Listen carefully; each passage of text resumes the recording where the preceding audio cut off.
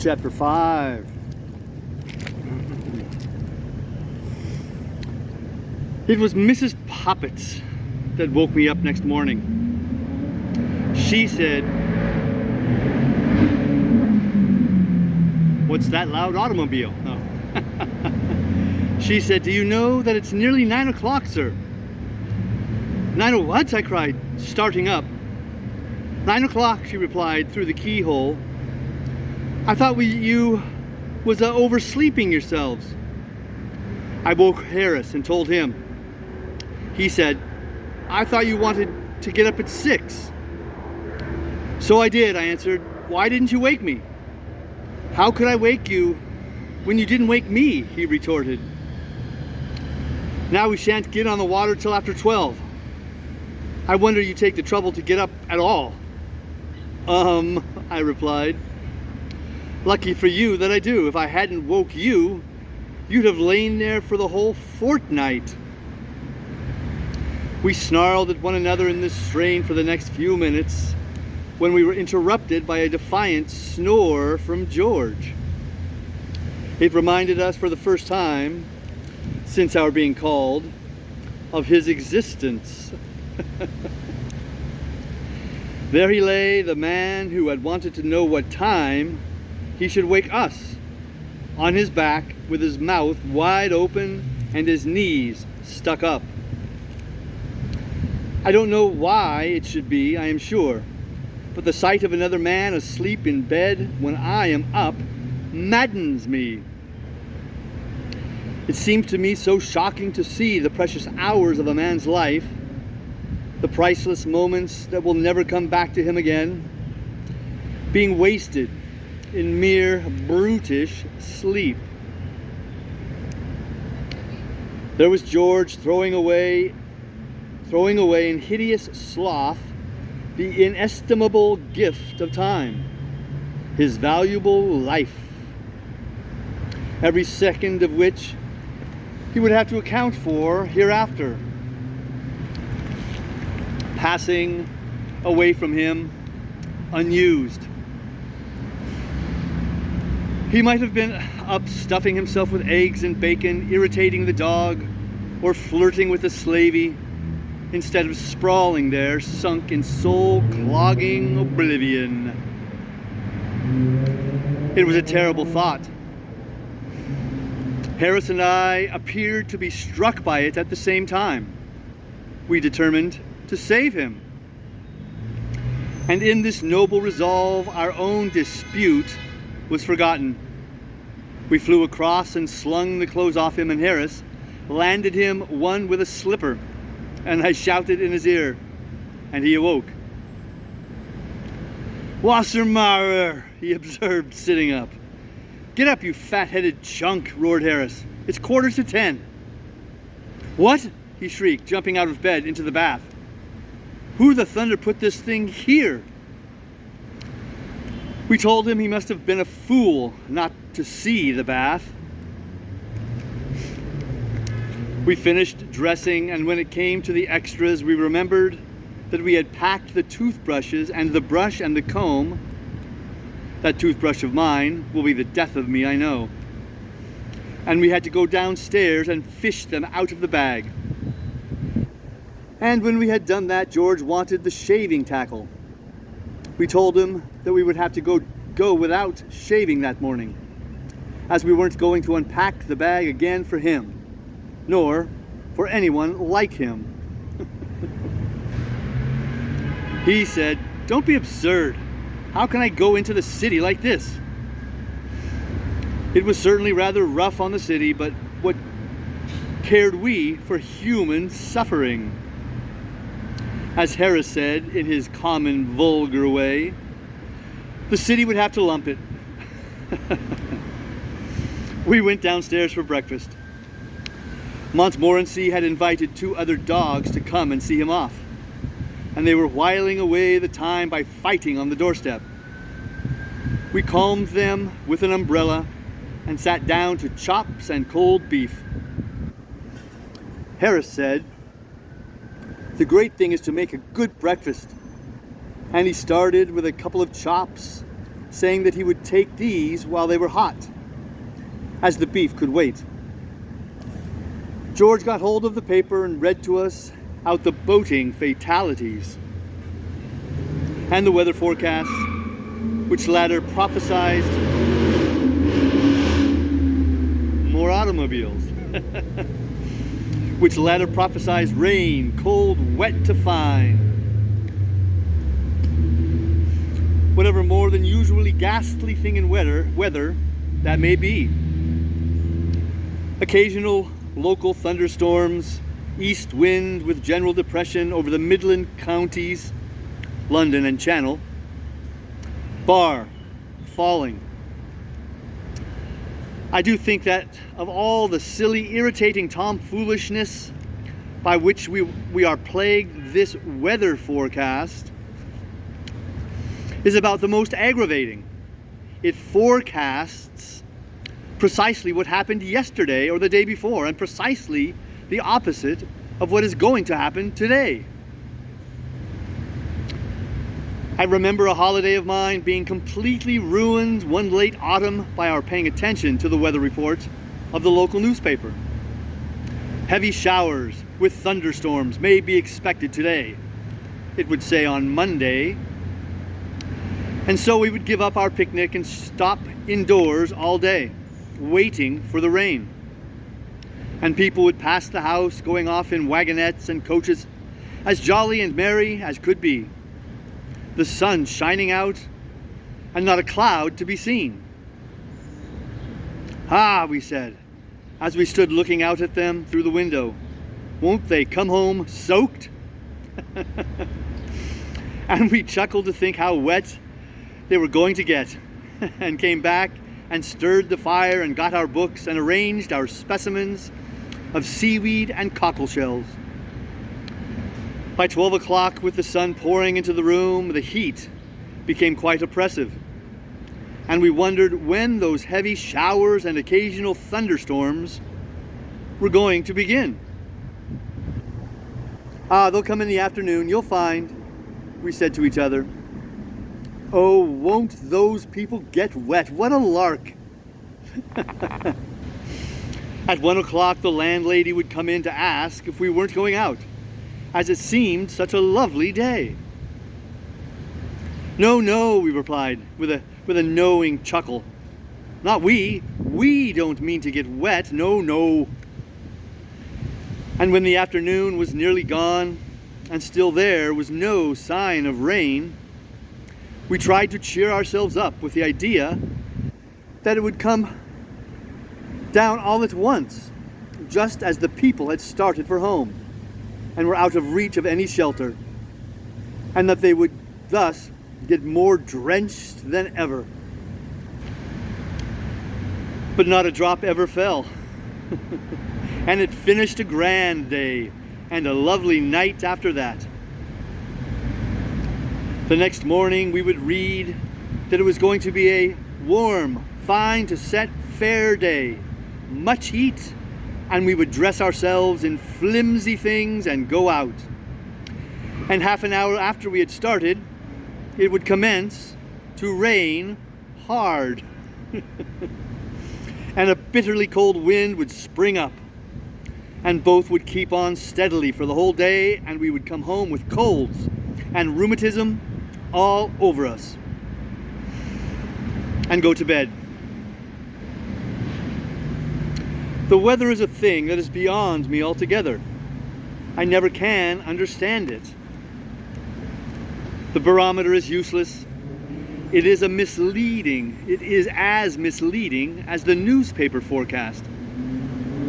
There was one hanging up in a hotel at Oxford at which I was staying last spring.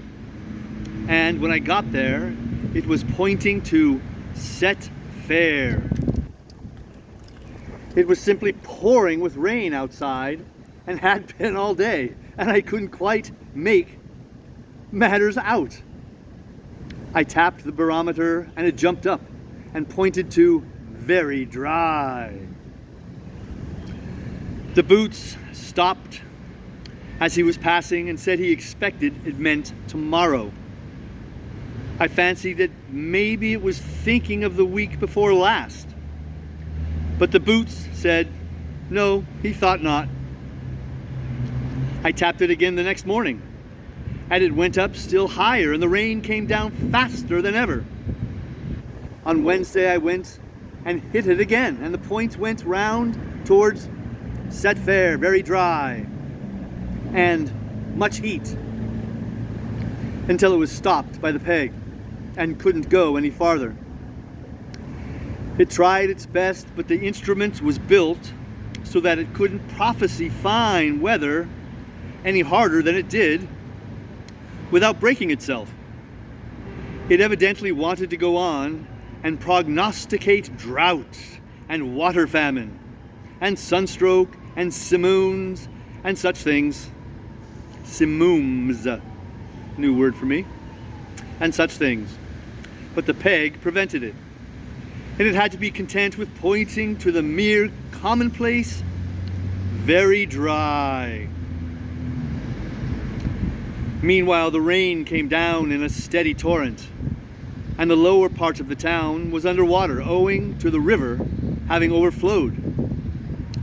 Boots said it was evident that we were going to have a prolonged spell of grand weather sometime, and read out a poem which was printed over the tops of the oracle about long foretold, long past, short notice, soon past. The fine weather never came that summer. I expect that machine must have been referring to the following spring. Then there are those new style of barometers, the long straight ones. I can never make head or tail of those. There is one side for 10 a.m. yesterday and one side for 10 a.m. today. But you can't always get there as early as 10. You know, it rises or falls for rain and fine, with much or less wind, and no end is Nelly, L-N-Y, N-L-Y, and the other, Ellie, E-L-Y. What's Ellie got to do with it? And if you tap it, it doesn't tell you anything. And you've got to correct it at sea level and reduce it to Fahrenheit. And even then, I don't know the answer. But who wants to be foretold the weather? It is bad enough when it comes, without our having the misery of knowing about it beforehand. The prophet we like is the old man who, on the particularly gloomy looking morning of some day, when we particularly want it to be fine, looks round the horizon with a particularly knowing eye and says, "Oh no, sir, I think it will be clear up all right. It will break all right enough, sir." Ah, he knows, we say, as we wish him good morning and start off. Wonderful how these old fellows can tell. And we feel an affection for that man, which is not at all lessened by the circumstances of its not clearing up, but continuing to rain steadily all day. Ah, well, we feel he did his best. For the man that prophesies us bad weather, on the contrary, we entertain only bitter and revengeful thoughts. Going to clear up, do you think? We shout cheerily as we pass. Well, no, sir, I'm afraid it's settled down for the day, he replies, shaking his head. Stupid old fool, we mutter. What's he know about it? And if this portent proves correct, we come back feeling still more angry against him, and with a vague notion that somehow or other he has had something to do with it.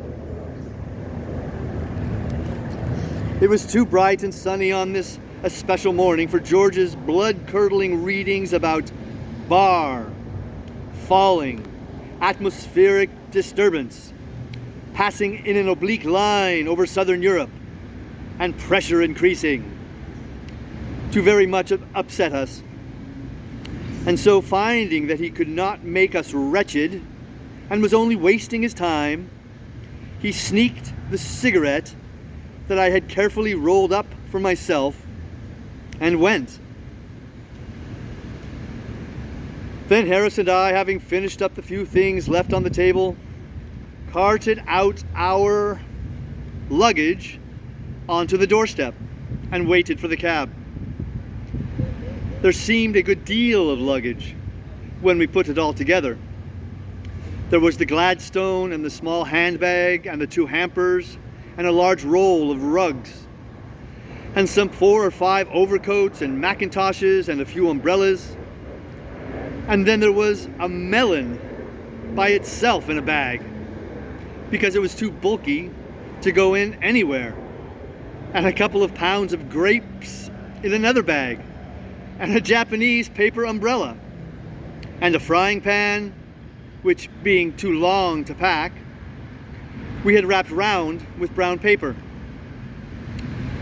It did look a lot, and Harris and I began to feel rather ashamed of it, though why we should be, I can't see. No cab came by, but the street boys did, and got interested in the show, apparently, and stopped. Biggs' boy was the first to come round. Biggs is our greengrocer, and his chief talent lies in securing the services of the most abandoned and unprincipled errand boys that civilization has yet produced.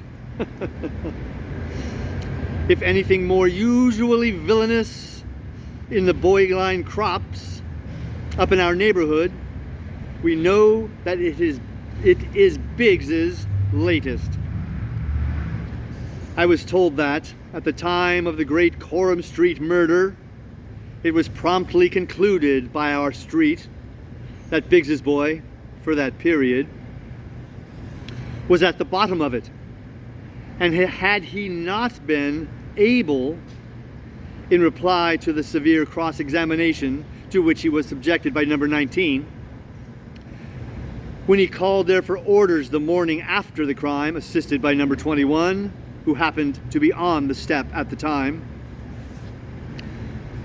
to prove a complete alibi, it would have gone hard with him.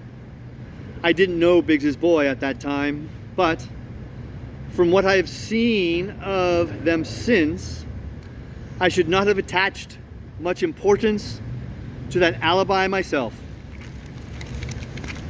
Biggs's boy, as I have said, came round the corner. He was evidently in a great hurry when he first dawned upon the vision, but on catching sight of Harris and me, and Montmorency, and the things, he eased up and stared. Harris and I frowned at him. This might have wounded a more sensitive nature, but Biggs's boys are not, as a rule, touchy. He came to a dead stop, a yard from our step, and leaning up against the railings and selecting a straw to chew, fixed us with his eyes. He evidently meant to see this thing out. In another moment, the grocer's boy passed on the opposite side of the street. Biggs's boy hailed him. "Hi, ground floor of 42, I'm moving." The grocer's boy came across and took up a position on the other side of the step.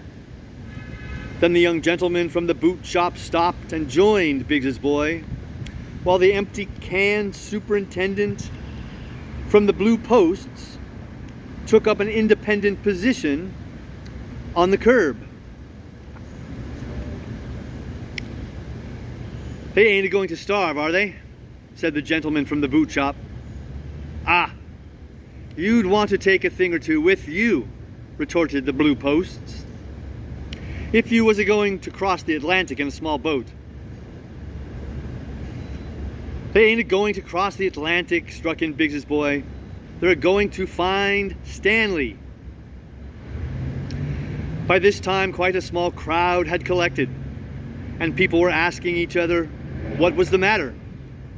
One party, the young and giddy portion of the crowd, held that it was another loud car. Held that it was a wedding. Jeez. One party, the young and giddy portion of the crowd, held that it was a wedding, and pointed out Harris as the bridegroom, while the elder and more thoughtful among the populace inclined to the idea that it was a funeral, and that I was probably the corpse's brother. At last, an empty cab turned up.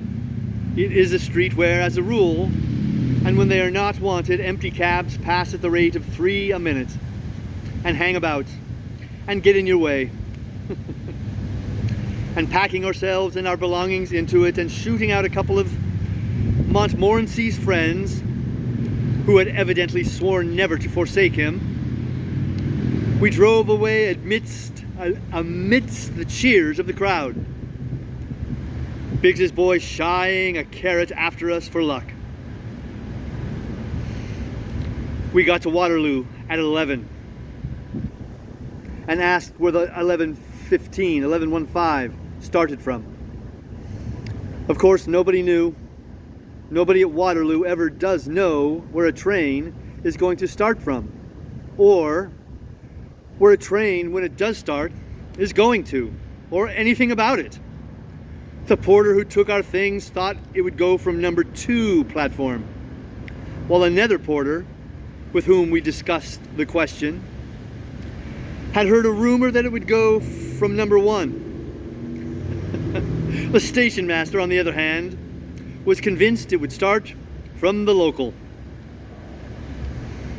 To put an end to the matter, we went upstairs and asked the traffic superintendent, and he told us that he had just met a man who said he had seen it at number 3 platform.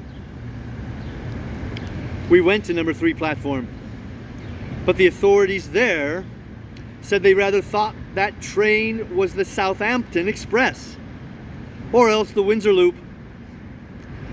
But they were sure it wasn't the Kensington train. Though why they were sure it wasn't, they couldn't say. Then our porter said he thought that must be it on the high level platform. Said he thought he knew the train. So we went to the high level platform and saw the engine driver and asked him if he was going to Kingston. He said he couldn't say for certain, of course, but that he rather thought he was. Anyhow, if he wasn't the 11:15 for Kingston, he said he was pretty confident he was the 9:32 for Virginia Water. Or the 10 a.m. express for the Isle of Wight, or somewhere in that direction. And we should all know when we got there. We slipped a half a crown into his hand and begged him to be the 11:05 for Kingston. Nobody will ever know on this line, we said, what you are or where you're going. You know the way, you slip off quietly and go to Kingston. Well, I don't know, gents, replied the noble fellow, but I suppose some trains got to go to Kingston, and I'll do it. Give me half the crown. Thus we got to Kingston by the London and South Western Railway. We learnt afterwards that the train we had come by was really the Exeter Mail, and that they had spent hours at Waterloo looking for it, and nobody knew what had become of it. Our boat was waiting for us at Kingston, just below the bridge, and to it we wended our way, and round it we stored our luggage, and into it we stepped. "Are you all right, sir?" said the man.